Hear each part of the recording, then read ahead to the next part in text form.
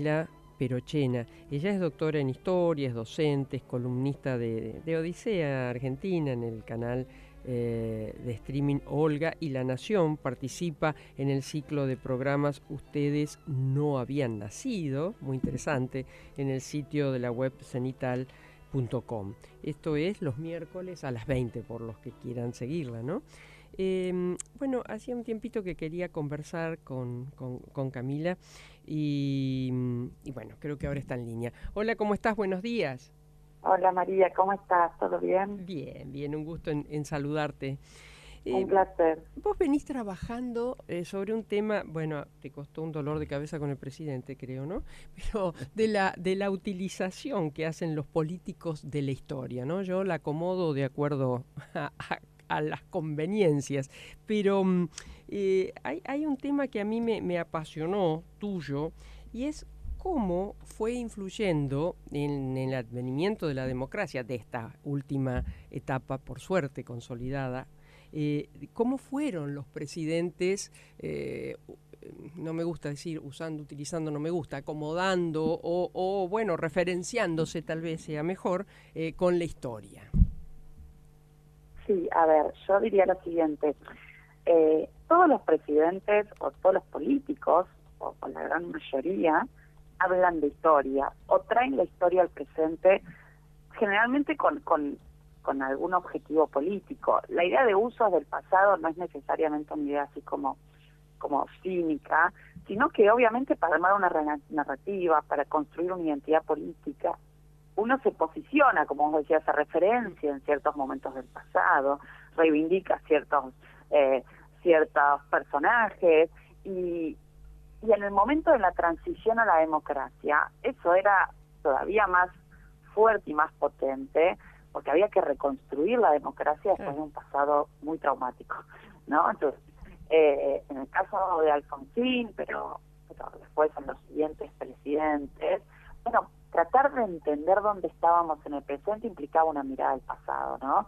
Y yo diría que los distintos presidentes usan distintas estrategias. Yo, cuando hablo de cómo fue cambiando las miradas del pasado de los presidentes de la transición hasta acá, retomo unas categorías que usan unos politólogos de extranjeros que hablan de la ex Unión Soviética y dicen, bueno, vos podés tener distintos actores memoriales. Tenés guerreros memoriales, que son aquellos que quieren dar una batalla por el pasado, por ejemplo, mostrar una verdadera historia frente a una historia falsificada.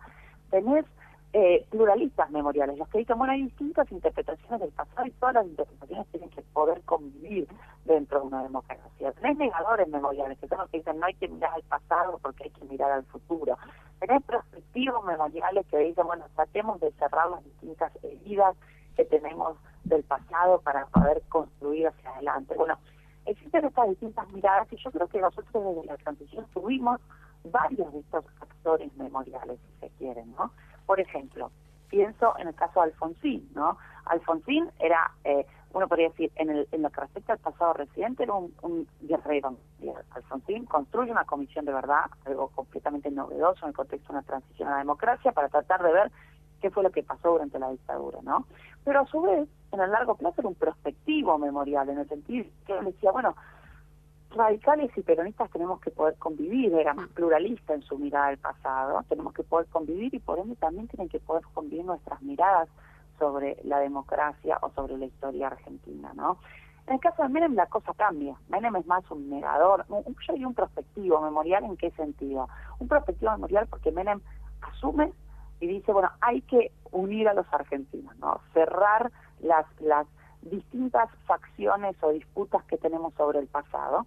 Y entonces lo tenés a Menem diciendo, por un lado, abrazándose con Rojas, trayendo los restos, repatriando los restos de Rosas y trayéndolos acá. Uy, un segundito, perdón, sí, que se despertó mi hijo porque me está escuchando.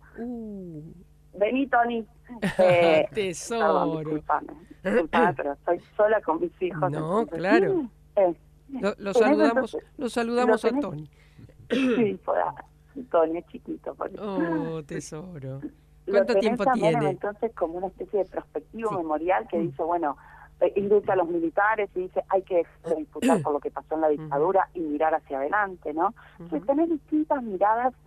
Ahí te paro solo un minuto. Como pequeña síntesis de esto, podríamos decir que Alfonsín también buscaba reconciliación, pero con un preámbulo: sin justicia no hay reconciliación. Y Menem al revés. Sí, me parece muy importante eso que planteas, ¿no? Porque Alfonsín decía hay que construir la democracia, pero la democracia se construye con memoria y con justicia, ¿no? Menem está diciendo hay que construir la democracia, pero la democracia se construye con olvido y reconciliación, ¿no? Entonces, los dos están apuntando a reconstruir la democracia, pero creen que las bases para construir esa democracia son distintas, ¿no? Entonces, me parece que ahí hay una diferencia clave, pero hay algo en común, que los dos están tratando de generar ciertos consensos o denominadores comunes, esa es la expresión que usaba Alfonsín, para la construcción de esa democracia, ¿no? Y después después vino... Con el kirchnerismo, a ver, yo creo que la cosa cambia hacia el 2003, ¿no? Con el kirchnerismo. Dame un segundo que... sí, acomódalo, sí, atómico. 2 segundos. Sí, por supuesto. Dale, tranquila, estamos hablando con una historiadora de fuste como es Camila Perochena, ¿no? Decía que la cosa cambia. Desayunar. Mi amor. ¿Quiere desayunar o no? Bueno, perdón. Sí. Que la cosa cambia con el kirchnerismo porque Kirchner se plantea a sí mismo como un guerrero memorial, pero como un guerrero memorial que viene a revisar no solo el menemismo, sino también la mirada de Alfonsín sobre la historia. Cuando Kirchner en el 2004 dice, vengo a pedir perdón por 40 años de silencio, 30 años de silencio, ¿no? Y de alguna manera reemplaza el prólogo del nunca más en el año 2006, lo que está haciendo es no solo disputando una mirada sobre el pasado con Menem, a quien obviamente culpaba por los indultos y la cuestión de los vividos, sino también con Alfonsín, a quien le disputa o le atribuía la idea de la teoría de los dos demonios, ¿no? Entonces, yo diría que Kirchner arranca como un guerrero memorial y a Kirchner la historia le permite construir una identidad kirchnerista, marcar una distancia entre un nosotros y un ellos, entre amigos y enemigos, pero Kirchner se retrotrae nada más que diría al pasado más reciente, de los años 70 para acá, para construir esa identidad kirchnerista. Con Cristina la cosa cambia, porque Cristina tiene una mirada más profunda de la historia en el sentido de profunda históricamente, ¿no? Cristina se retrotrae a los 200 años de historia argentina cuando habla de historia. Entonces, ella es la que empieza a hablar de batalla cultural. Néstor no hablaba de batalla cultural. Cristina ya en el 2007 empieza a hablar de batalla cultural. Y para Cristina esa batalla cultural, ¿qué implicaba? Implicaba reescribir la historia, escribir una nueva historia. Entonces ella también se plantea como una guerrera memorial, pero donde ese pasado se tiene que revisar en los últimos 200 años, ¿no? Entonces, donde se plantea a sí misma como la heredera de los revolucionarios de Mayo, o al presente. Ella decía, nosotros vinimos a terminar con las promesas inconclusas de la Revolución de Mayo. Se plantea también como reivindicadora de Juan Manuel de Rosas, pero no lo trae a Rosas en la misma clave que lo traía Menem, por ejemplo, ¿no? Porque Menem traía a Rosas, reparte los restos y pone en el palco a quienes fueron enemigos de Rosas. Claro. En el caso de Cristina, trae a Rosas más en una clave más polarizadora, ¿no? O sea, es un uso del pasado polarizador que lo que busca es profundizar las distancias y las diferencias entre un nosotros y un ellos, ¿no? Los antagonismos, podríamos decir, entre el kirchnerismo y sectores agroexportadores, poder judicial, medios de comunicaciones. Y cuando Cristina hablaba de la historia, referenciaba a todos esos sectores con momentos históricos con los que buscaba marcar una ruptura, ¿no? Ya sea con el momento de la Argentina liberal, que es la que reivindica Milei, con los golpes de Estado o con el propio neoliberalismo, ¿no? Entonces, ahí hay un uso del pasado, que es un uso bien polarizado. El pasado me tiene que servir para dividir al presente, para dividir a los actores del presente, ¿no? Y es un pasado que se estructura en un pasado de buenos y malos, y donde la historia es pensada bien en términos de blancos y negros. Y yo creo que esa actitud de guerrera memorial o esa estrategia de guerrera memorial es muy parecida a la que hace Milei con un contenido histórico distinto. Ahí te quería llevar, pero previamente, o cuando quieras, si no después, ¿qué fue Macri en medio de todo esto? Claro, muy importante, sí, perdón. A ver, yo diría, Macri entra en la categoría que uno podría llamar un negador memorial. Es decir, Macri creía que para tener una mirada de futuro había que dejar el pasado atrás y no había que hablar del pasado. O sea, consideraba que tener una mirada sobre el pasado era tener una mirada nostálgica de la Argentina, ¿no?